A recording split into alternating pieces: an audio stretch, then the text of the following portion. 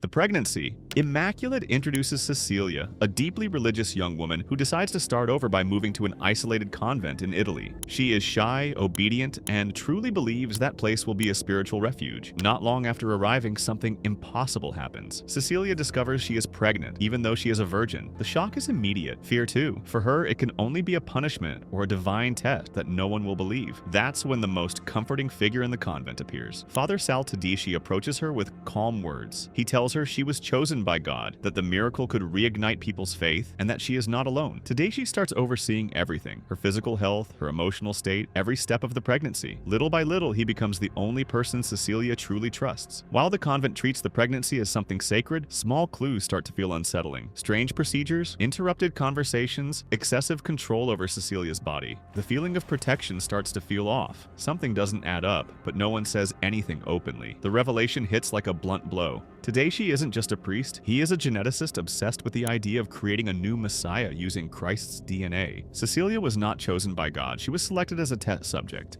All previous failures didn't stop him from trying again. When he brands her feet with a burning cross, it becomes clear. There was never care, faith, or compassion. Just an experiment. The cursed ritual. Right at the beginning of Hereditary, we meet Annie as she tries to cope with the death of her mother, Ellen. The relationship between the two was always difficult, full of resentment and silence. Before Annie can pull herself together, the tragedy gets worse. Her daughter Charlie dies brutally, leaving the family completely shattered.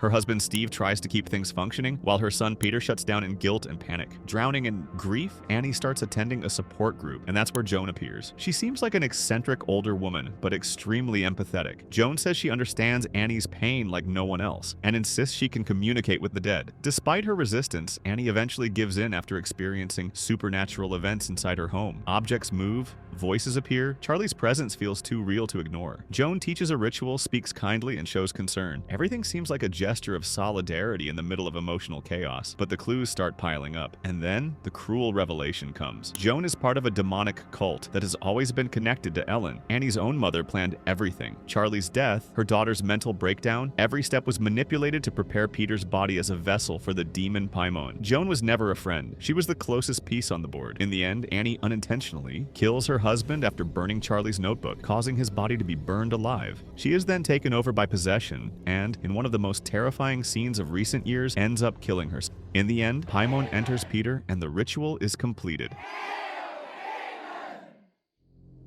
The false ally. In 13 Ghosts, everything seems like a stroke of luck. Arthur Criticos is a widowed father, exhausted, trying to keep some sense of normalcy for his children after his wife's death. When he inherits his uncle Cyrus's futuristic mansion, the house appears as an unlikely fresh start. Glass everywhere, strange symbols on the walls, and a constant feeling of being watched. Even so, Arthur believes the gift is a final gesture of family affection. The tension grows when the house reveals its true purpose. The place is a mechanical labyrinth designed to imprison violent ghosts, each more cruel than the last. That's when Kalina Orezia enters, a spirit expert who seems to know exactly what's going on. She guides Arthur, the children, and the nanny through the shifting corridors, translates symbols, and calms the group. In the middle of the panic, Kalina becomes the only person they can trust. As the ghosts close in and the house rearranges itself like a living trap, small clues appear, lingering looks, awkward silences. Kalina knows too much. She always guides them in the right direction, but never explains everything. The impression is that there's a bigger plan in motion, and the Criticos family is just one piece. The revelation comes like a punch. Cyrus is not dead. He faked everything to lure Arthur and his children in because he needs them to activate an occult machine that grants absolute power. And Kalina is not an ally. She is Cyrus's lover and manipulated every step of the family from the very beginning. The final shock is cruel. When Cyrus orders Kalina to help kidnap the children, she hesitates. For the first time, she shows a conscience. That weakness costs her life. Cyrus locks her inside a chamber, and this happens.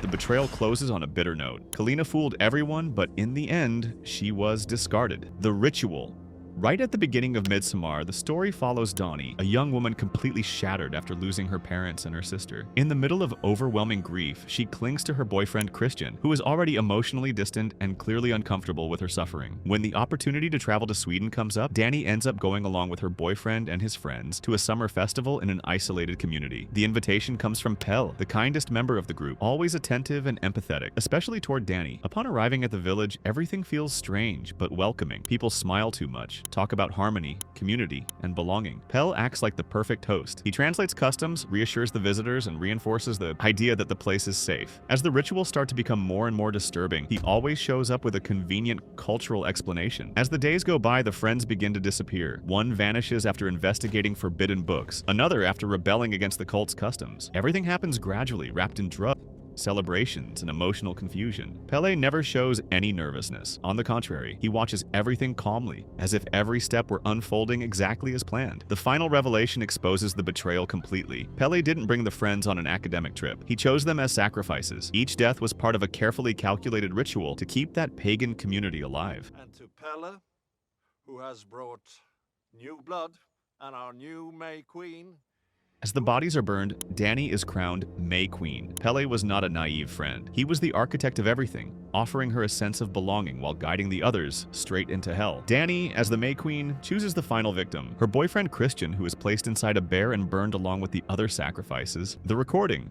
In Unfriended, Blair Lilly is a teenager who still carries the pain of losing her childhood friend, Laura Barnes, who committed suicide after a humiliating video of her was leaked online. 1 year later, Blair finds herself watching Laura's suicide video, still available on the internet, and realizes that her friend's death left digital traces that now seem to haunt her. Everything starts during a Skype call with her boyfriend Mitch and close friends, Adam, Jess, and Ken. A mysterious user named Billy227 joins the call with no profile picture or camera. They try to kick the account out but can't, assuming it's just a glitch. Little by little, small clues make it clear that something sinister is happening. Facebook messages sent from Laura's profile, embarrassing photos mysteriously resurfacing, and the constant feeling that someone is controlling everything. Blair suspects Val, a friend from the group, while Mitch believes it's actually Laura's spirit seeking revenge. The tension explodes when the mysterious account, finally revealed to be Laura, forces the group to play a twisted game. The loser dies. Secrets are exposed. Old betrayals come to light, and each confession triggers a horrific death. Ken is forced to mute himself and commit suicide. Adam dies instantly after Blair reveals a secret message, and Mitch is ultimately murdered after admitting his role in Laura's video. Every revelation comes with punishment. Blair tries to maintain the image of a loyal friend, always shocked, always terrified, until the final moment when a new version of this video appears. This time, the camera reveals who was laughing and filming everything. In the end, the most devastating betrayal didn't come from an enemy, but from the person Laura trusted the most. The film ends with Laura's spirit closing the laptop and attacking Blair, bringing the cycle of revenge to a close. Family matters. In Get Out, Chris agrees to meet the family of his girlfriend, Rose. On the way there, the discomfort already kicks in. He's worried about the fact that Rose's parents don't know he's black, but she assures him they don't care about that. However, during his time at the house, strange things start happening. Out-of-place comments, weird looks from the house staff, and a hypnotherapy session that seems harmless, but makes Chris feel like he's sinking into a dark place, unable to move. The sense of suspicion only grows during the Armitage family party, where wealthy white guests stare at Chris in a disturbing way. A black man named Logan approaches him, but his strange behavior makes Chris even more uneasy. Chris starts noticing bizarre, sinister patterns, odd gestures from the staff and the family itself. Compromising photos Rose had hidden in a macabre auction where his own body is at stake. At the climax, Chris finally understands the truth. The Armitage family kidnaps young black people to transplant the brains of elderly white individuals, keeping the original consciousness trapped in the sunken place. Every friendly smile hid a deadly trap. Chris is tied up, deceived, and sees Jeremy, Missy, and Dean preparing to use him in the coagula procedure. And that's when Rose steps in. She was the key piece of the plan. She seduced the men to bring them to the family property, making sure they were vulnerable and isolated. The entire time, Rose acted loving and protective, but she was an active part of the scheme. But this time, she messed with the wrong guy. The turning point comes when Chris pretends to be unconscious, blocks the effects of the hypnosis, and turns the house into chaos. He impales Dean with a deer trophy, kills Missy with her own scissors, fights Jeremy until he manages to escape.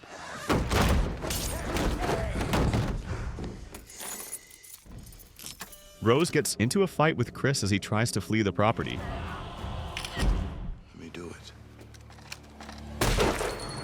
And when she realizes she's losing, she still tries to appeal to his emotions.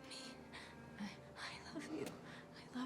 In the end, the nightmare ends when Rod, Chris's loyal friend, shows up in a police car to rescue him. The two drive away and leave her there to die. Broken promise. In Candyman, we follow Helen Lyle, a student who investigates urban legends alongside her friend Bernadette. The focus of the research soon turns to Candyman, a supernatural figure linked to brutal crimes and summoned by repeating his name in front of a mirror. For Helen, it starts as curiosity, but quickly turns into obsession when the legend begins to violently intersect with her life. As she digs deeper into the myth, her reality falls apart. She wakes up covered in blood at crime scenes she can't explain, surrounded by screams, accusations, and horror. A dog is found decapitated, a baby disappears, and all the evidence seems to point to her. Disoriented and terrified, Helen begins to doubt her own sanity. In the middle of the chaos, one person seems to be her support, her husband, Trevor. He says he believes in Helen's innocence and shows himself willing to help her prove that everything is a terrible mistake. While she is arrested and later committed to a psychiatric ward, he presents himself as the devoted husband, patiently waiting for her return. The revelation comes when Helen manages to escape and return home. What she finds is not comfort, but abandonment. Trevor has already moved on, involved with another student, living a new life while Helen was fighting to survive the nightmare. The betrayal isn't just emotional, it's confirmation that when she needed him most, she was discarded. In the end, Helen pays with her own life to bring Candyman's cycle to an end, but the legend continues, and when Trevor, consumed by guilt, repeats her name in front of the mirror, Helen returns as something new.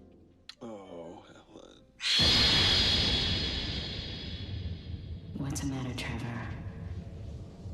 Scared of something? In search of fame.